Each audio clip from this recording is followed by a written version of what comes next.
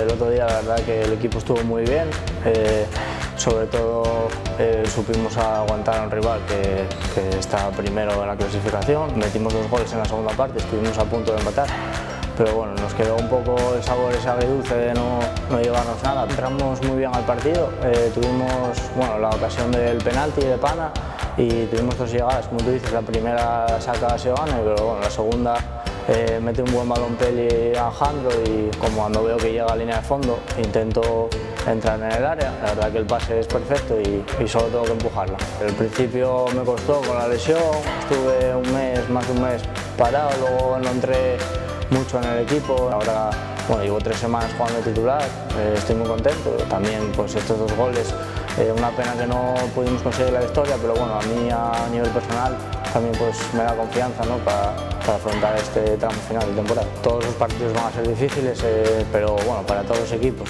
todos nos estamos jugando mucho, nosotros también, sobre todo este fin de que es en casa, tenemos que conseguir los 3 puntos sí o sí y ir partido a partido y pues conseguir el objetivo, que es la salvación.